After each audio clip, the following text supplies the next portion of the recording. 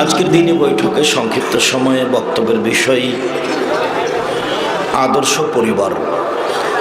আসার পর থেকে নিয়েই আমি কথা বলতে পারবো কি না এ নিয়ে একটা সন্দেহ আছে।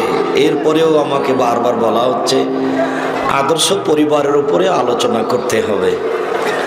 তো আপনারাও একটু আদর্শ পরিবারের পরিচয় দিয়ে অপেক্ষা করুন, ধৈর্যের পরিচয় দিবেন। আমরা আপনাদের বিরক্তি না ঘটিয়েই আমরা আমাদের আলোচনা শেষ করব ইনশাআল্লাহ। কাজেই আপনাদের চলাচল বন্ধ করে, কথাবার্তা বন্ধ করে, ক্রয় বিক্রয় লেনদেন বন্ধ করে অল্প সময়ে অতীব গুরুত্বপূর্ণ আলোচনা শোনার জন্য চেষ্টা করুন। আমাদের পক্ষ থেকে আন্তরিকভাবে অনুরোধ রইল।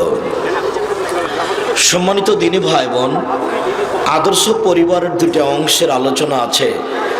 তার প্রথম অংশে বিবাহ সংক্রান্ত আলোচনা। বিবাহ সংক্রান্ত আলোচনায় সবচেয়ে যেটা জটিল কথা আছে সেটা হলো এই যে রাসূল সাল্লাল্লাহু আলাইহি ওয়াসাল্লাম বলেছেন, লা নিকাহ ইল্লা বিশাহিদাইনে, দুইজন সাক্ষী ছাড়া বিবাহ হয় না।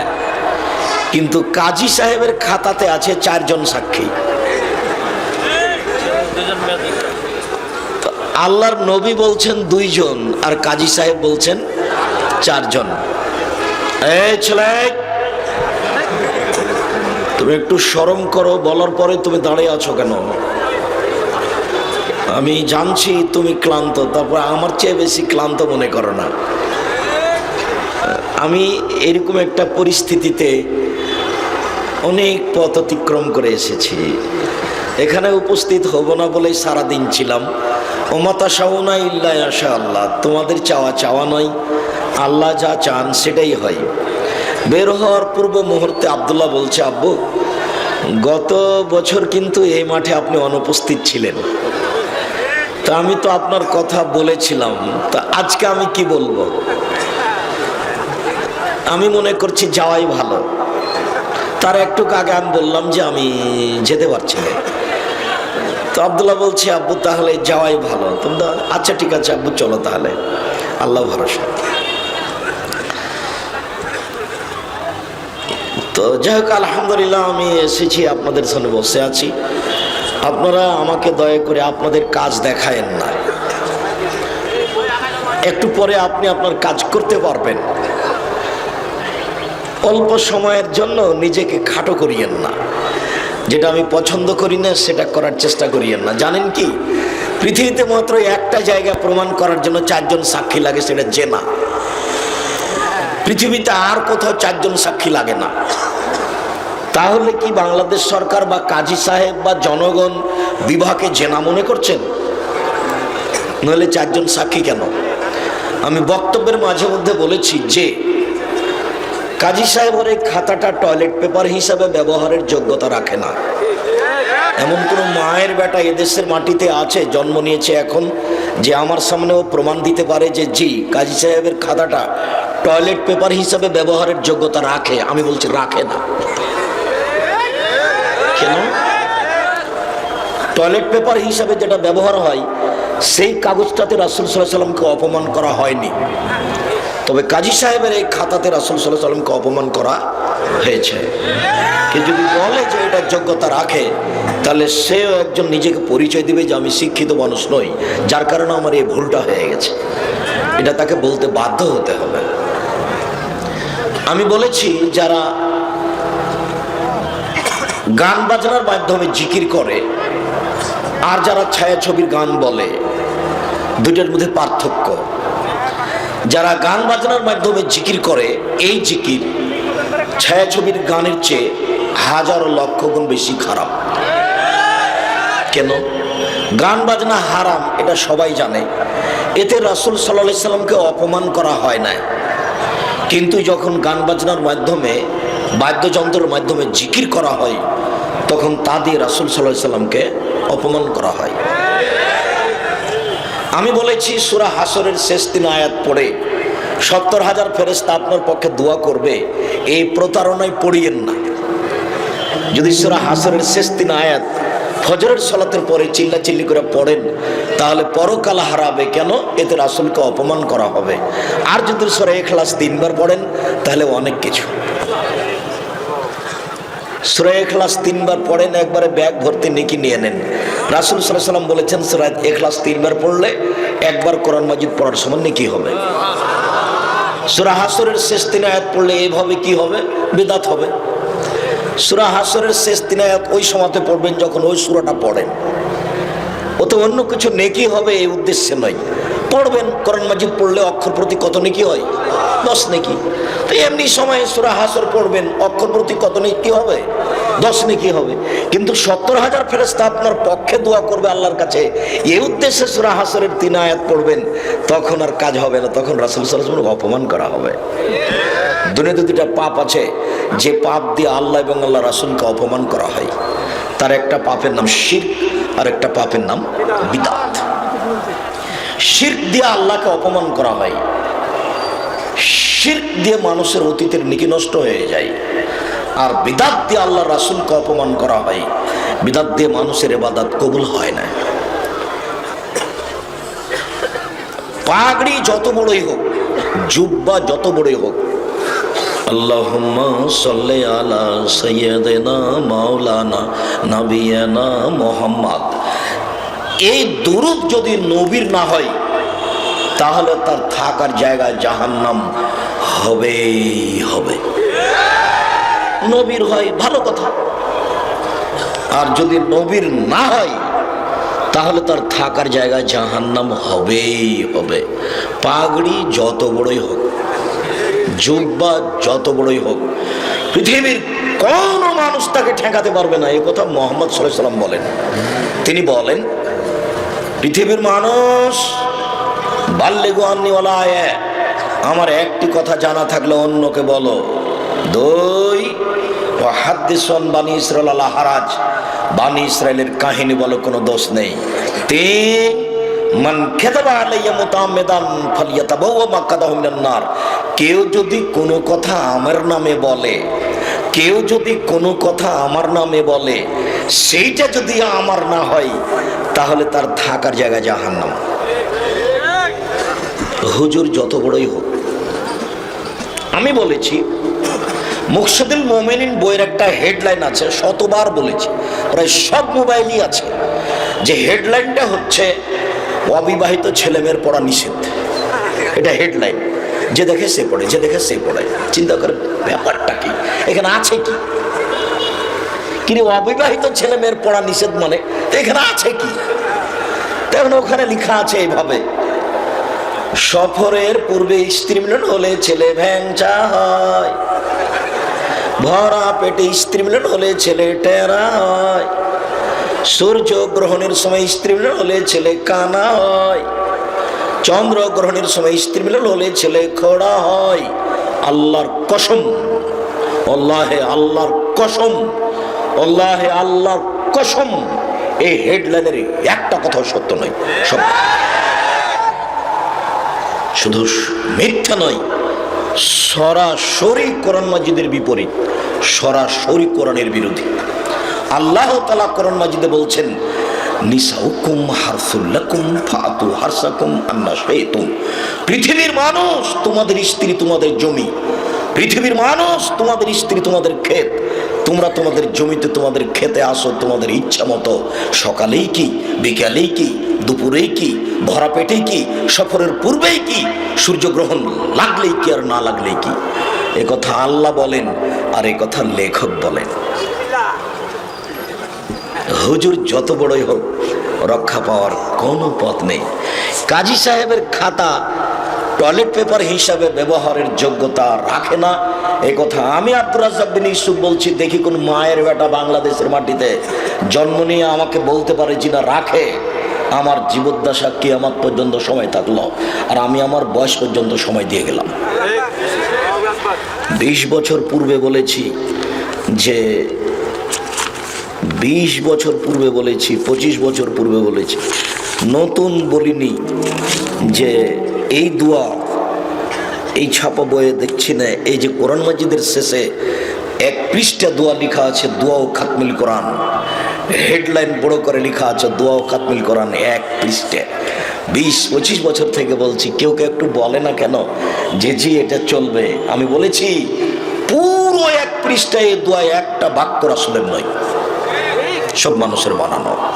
কাজী সাহেবের খাতায় 4 জন সাক্ষী ঢুকলো কি করে?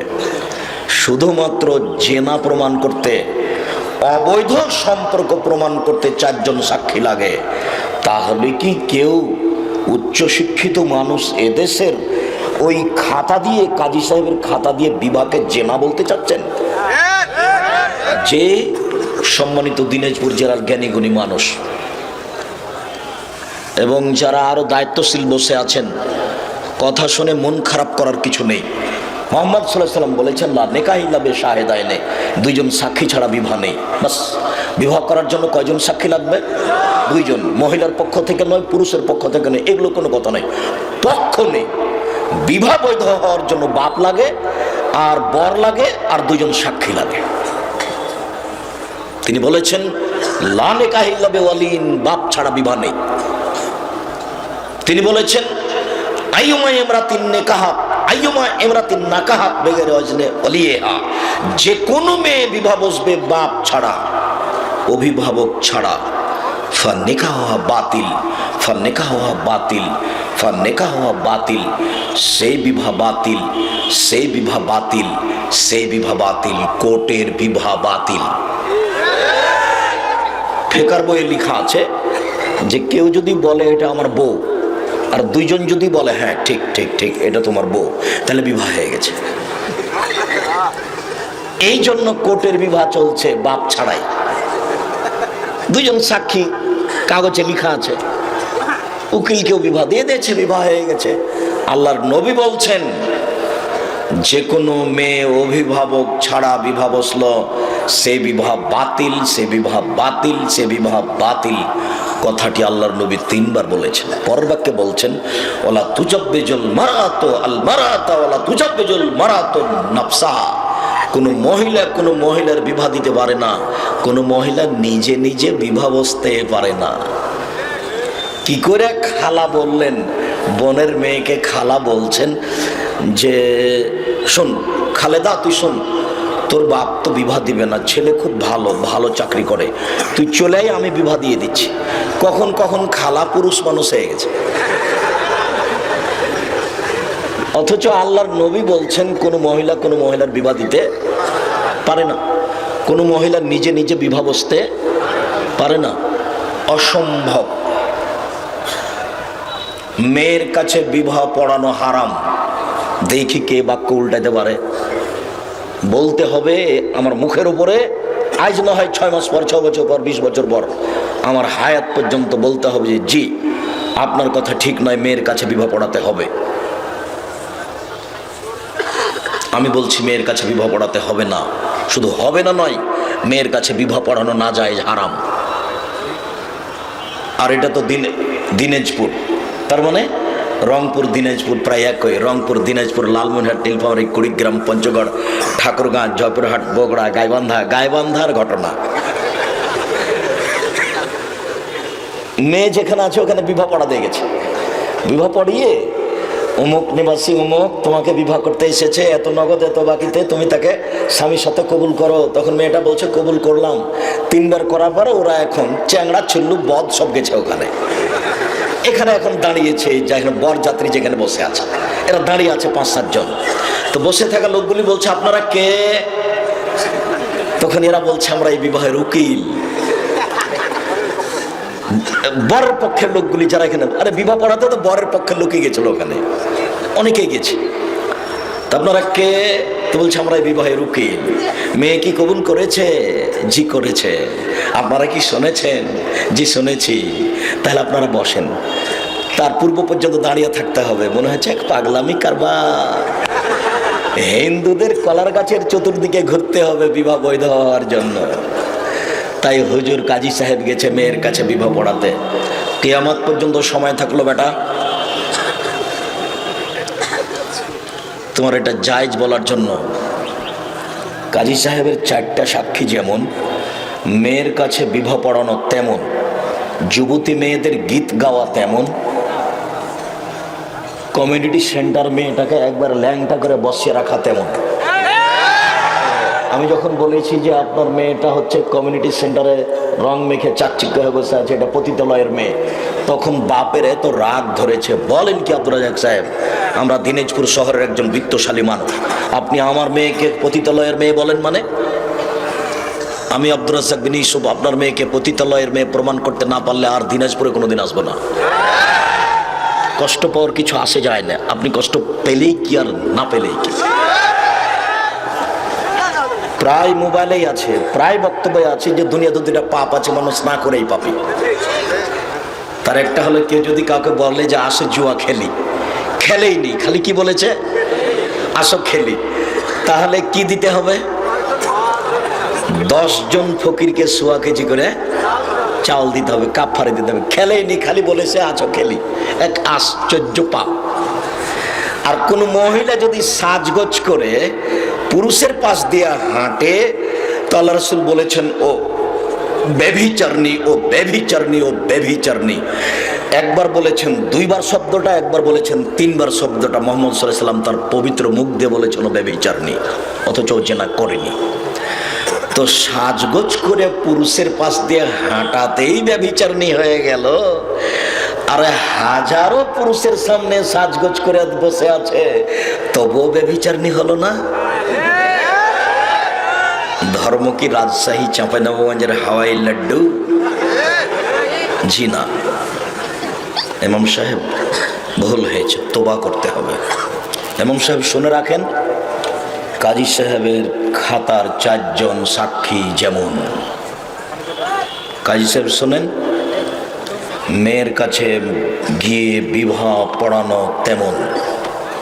কাজী সাহেব শোনেন, কমিউনিটি সেন্টারে মেয়েটাকে বসিয়ে রেখে জাতির সামনে পেশ করে বিবাহের অনুষ্ঠান করা তেমন। যুবতী মেয়েদের দিয়ে গীত গাওয়ানো তেমন। দিনাজপুর শহরের আরো নোংরা নীতি যে আব্দুর রাজ্জাক সাহেব রাজশাহীতে নেই নাকি? আছে, হয়তো বা 19-20 হতে পারে। বর হলুদ মাখতে গেছে কনের বাড়িতে, কনে এসেছে বরের বাড়িতে হলুদ মাখতে। আমি বলছি যে এরা মানুষ থেকে বাদ পড়ে গেছে। এভাবে বলছেন কেন? আমি বলিনি। বুঝেও বুঝে না ওরা, অন্তর আছে বুঝে না, দেখেও দেখে না ওরা, চক্ষু আছে দেখে না, শোনেও শোনে না ওরা, কান আছে শোনে না। উলাইকা কাল আনআম, তারা পশু প্রাণীর মতো, তারা গরু ছাগলের মতো, তারা কুকুর শ্রীগালের মতো, বাল হজাল বরং তার চেয়ে খারাপ। আল্লাহ বলছেন পশু প্রাণীর মতো। তো কনে হলুদ মাখতে আসলো বরের বাড়িতে, বর হলুদ মাখতে গেল কনের বাড়িতে, তুমি কি মনে করছো যে এটা শিক্ষিত পরিবার? মানুষ মানে কি জানো? মানুষ মানে হচ্ছে মানুষ। লোকটা বলে না যে, মানুষে বলে না যে মানুষের মতো মানুষ, মানে মানুষ যেখানে ভালো কিছু পায় তাকে বলে মানুষ। যখন ভালো কিছু পায় না তাকে তখন আর মানুষ বলে না, তখন তাকে কি বলে? অমানুষ। ও আর মানুষ নয়। শুধু আল্লাহ এই কথা এক জায়গাতে বলেননি, বহু জায়গাতে বলছেন। আল্লাহ বলছেন 3 ডমর ফলের কসম, ও জাইতুন, জাইতুন ফলের কসম, ও তুরে সিনিন, তুর পাহাড়ের কসম, ও হাজাল বালাদিল আমিন, এই মক্কা নিরাপদ শহরের কসম। আমি আল্লাহ এতগুলি কসম করে বলছি, লাকাদ খালাকনাল ইনসানা ফি আহসানি তাকওয়িম, আমি মানুষকে অতীব উত্তম করে সুন্দর করে সৃষ্টি করেছি। মানুষ যখন আমাকে মানেনি, সুম্মা রাদাদনাহু আসফালা সাফিলিন, আমি তাকে সর্বনিম্নে উল্টা ফিরিয়েছি। ও এখন পশু প্রাণী, গরু ছাগল, কুকুর শ্রীগালের চেয়ে খারাপ। তো বর গেছে কনের বাড়িতে হলুদ মাখতে, কনে এসেছে বরের বাড়িতে হলুদ মাখতে, আর একজনের গায়ে আর একজন হলুদ মাখাচ্ছে, আর কাদা ছিটাচ্ছে, আর রং ছিটাচ্ছে। ওটা যে ওই যে অমুসলিম হিন্দুদের যে কি খেলা থাকে না, একজন আরেকজনের গায়ে হোলি খেলা। তো মুসলমানের বিবাহের বাড়িটা মনে হচ্ছে হোলি খেলা। তার মানে মুহাম্মদ সাল্লাল্লাহু আলাইহি সাল্লাম বলছেন, আমার জীবনে বড় ভয়, আমার জীবনে 3টি বড় ভয়। এক, আইম্মাতা মুজিল্লিন, আমার উম্মতের আলেম ওলামারা ভ্রান্ত পথে চলবে। হুজুরি হবে ভ্রান্ত, এটা আমার ভয়। মাওলানা সাহেবই হবেন ভ্রান্ত, এটা আমার ভয়। আল্লাহুম্মা সাল্লি আলা সাইয়্যিদিনা মাওলানা নাবিয়ানা মুহাম্মদ। এই দুরূদ কোনো মূর্খ মানুষ পড়েনি, এক শ্রেণীর আলেম ওলামাই পড়েছেন। বালাগাল ওলা বিকামালিহি কাশাফাদ দুজা বিজামালিহি হাসানাত জামিউ খিসালিহি সাল্লু আলাইহি ওয়া আলিহি। এই দুরূদ কোনো মূর্খ মানুষ পড়েনি, এক শ্রেণীর আলেম মানুষই পড়েছে। আমার জীবনে বড় ভয়, ভ্রান্ত আলেম হুজুর হবেন ভ্রান্ত, এটা আমার ভয়। তিনটে আশঙ্কা করেছেন, তার এক নম্বরে হুজুর। আজও দিনাজপুর শহরের বহু ফার্নিচারের মালিক বলতে পারে, আমার দোকান থেকে আপনি কাঠের ফার্নিচার কিনেন, আমি দোকানের মালিক বলছি 20 বছরের মধ্যে ঘুণ ধরলে টাকা ফেরত দেব। এই কথা বলার সাহস আছে, কিন্তু টাকা বেশি দিলে একজন সঠিক দামি হুজুর পাওয়া যাবে, এটা বলা কঠিন আছে, খুব কঠিন। আমি বলেছি শতকরা 98 জন মুফাসসির মিথ্যুক, আমি বলিনি ইনি মিথ্যুক। আমি বলেছি শতকরা 95 জন বক্তা মিথ্যুক, আমি বলিনি ইনি মিথ্যুক। আপনার যদি মনে সাহস থাকে সততার, তাহলে আপনি আপনার মুফাসসিরের বক্তব্য পেশ করেন আমার সামনে, আপনাকে আমি দেখাচ্ছি। আপনার মনে যদি সাহস থাকে আপনার বক্তার, তাহলে আপনি তার বক্তব্য পেশ করেন, আপনাকে আমি দেখাচ্ছি, আপনাকে আমি দেখাবো। এগুলো রাসূলের কথা নয়, আমি তো বইয়ে দেখাচ্ছি আপনাকে, শতদিন দেখিয়েছি, মানুষের বক্তব্য আপনাকে দেখিয়েছি। যেমন আপনাকে আমি বলিনি বাইজিদ, একদিন সন্ধ্যা রাতে বাইজিদের মাথা পানি চাইলেন, বাইজিদ দেখে বাড়িতে পানি নাই, দূরে পানি আনতে চলে গেল, পানি নিয়ে এসে দেখে বাইজিদের মাথা ঘুমিয়ে গেছে। বাইজিদ চিন্তা করে, আমি যদি এখন গিলাসটা রেখে ঘুমিয়ে যাই, যদি আমার মা রাতের কোনো অংশে পানি চান, আমি ঠিক নির্ধারিত সময়ে পানি না দিতে পারি, উপযুক্ত সন্তান হতে পারবো না। তাই বাইজিদ গিলাসটা হাতে করে মায়ের মাথার পাশে দাঁড়িয়ে রইল। বাইজিদের মায়ের ঘুম ভেঙে গেল, দেখে পাশে বাইজিদ দাঁড়িয়ে আছে। বাবা বাইজিদ, তুমি কেন দাঁড়িয়ে আছো? আম্মা, আপনি সন্ধ্যা রাতে পানি চেয়েছিলেন, দেখি বাড়িতে পানি নাই, দূরে পানি আনতে চলে গেলাম, পানি নিয়ে এসে দেখি আপনি ঘুমিয়ে গেছেন। আমি চিন্তা করলাম, আমি যদি গিলাস রেখে ঘুমিয়ে যাই, আপনি যদি রাতের কোনো অংশে পানি চান, আপনাকে যদি আমি নির্ধারিত সময়ে পানি না দিতে পারি, আমি উপযুক্ত সন্তান হতে পারবো না। তাই আমি গিলাসটা হাতে করে আপনার মাথার পাশে দাঁড়িয়ে আছি। মা গিলাসটা হাতে নিয়ে পানিটুকু পান করে নিয়ে বাইজিদকে শোয়িয়ে দিয়ে আল্লাহর দরবারে প্রার্থনা করলেন, আল্লাহ, আমি আমার বাইজিদের প্রতি খুশি হয়ে গেছি, তুমি আমার বাইজিদকে কবুল করে নাও। মায়ের দোয়া কবুল হয়ে গেল, বাইজিদ বড় আলেম হয়ে গেলেন। ঘটনা মিথ্যে।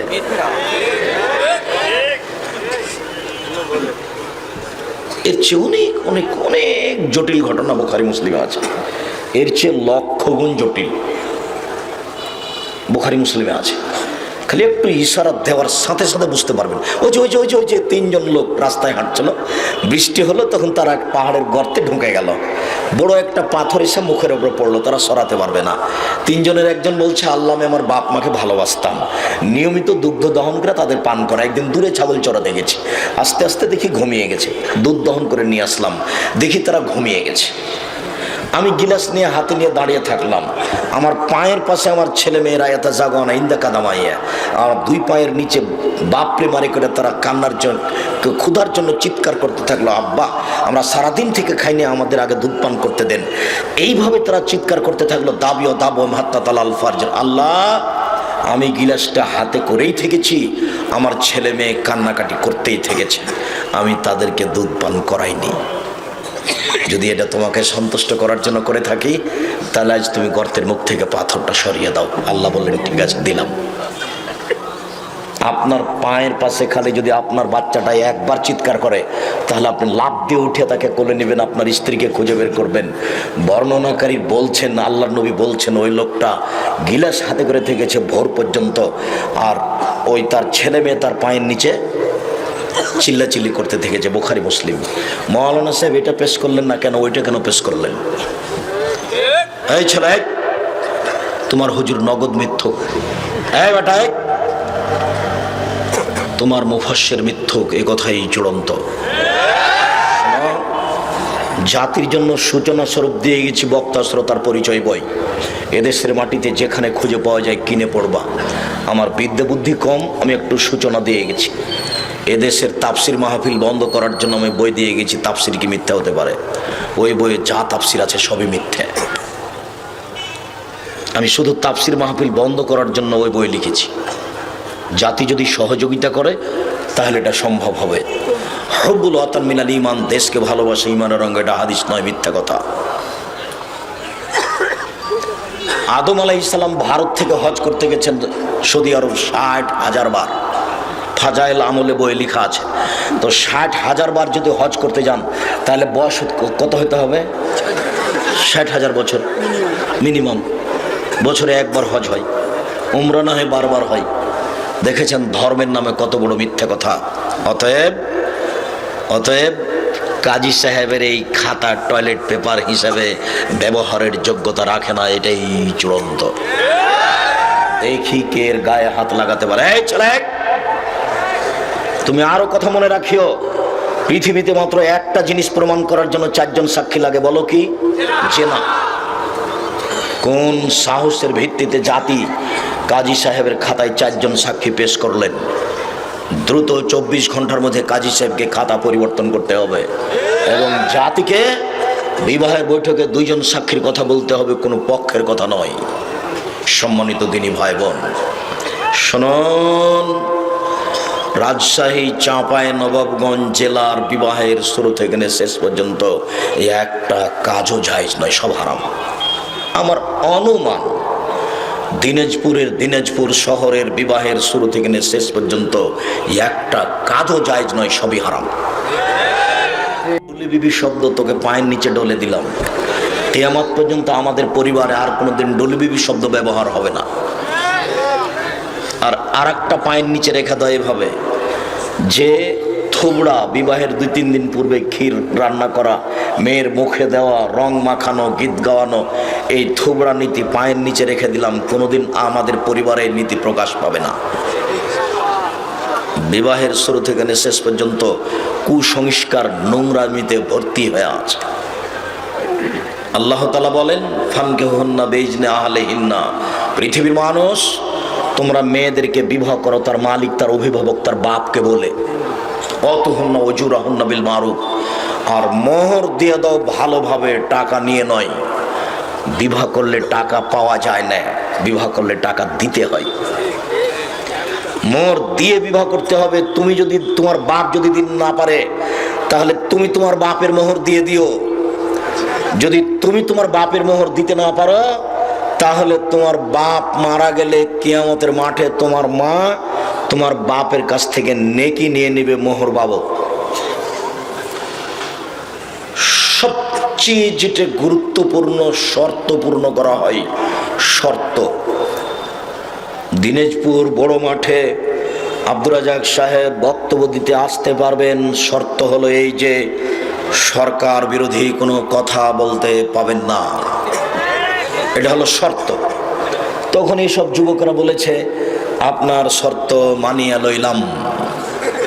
তখন ডিসি অনুমতি দিয়েছেন, তার নাম শর্ত।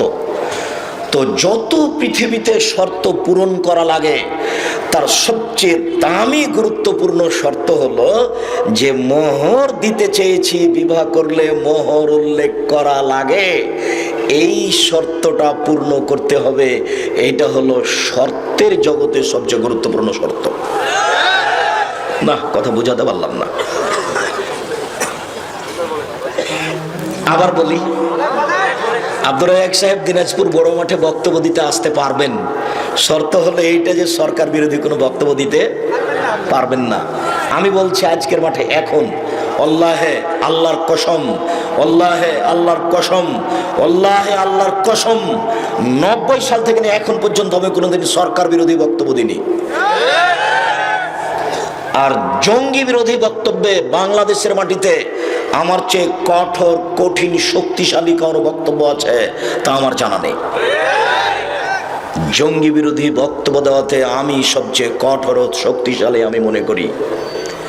আমি শুধু জনগণকে বলিনি, আমি বলেছি সরকার, প্রশাসন, ইমাম, বাপমা, আলোচক, বক্তা, এদেশের সর্বশ্রেণীর দায়িত্বশীলকে অনুরোধ জানাচ্ছি, আপনারা জঙ্গি কর্মকাণ্ড হতে ছেলেদেরকে রক্ষা করুন। এটা একটা প্রতারণা। যারা জঙ্গি কর্মকাণ্ড চালাচ্ছে, এই জায়গাটাতে আব্দুল্লাহর একটা বক্তব্য আছে, সেই বক্তব্যটা আমি শুনেছিলাম, সব কথা আমার মনে থাকে না। ইহুদি, খ্রিস্টান, হিন্দুরা মুসলমানের বিরোধিতা করে মুসলমানকে অত মারতে পারেনি, ধর্মের নামে ধর্মীয় মানুষেরা মুসলমানকে যত হত্যা করেছে।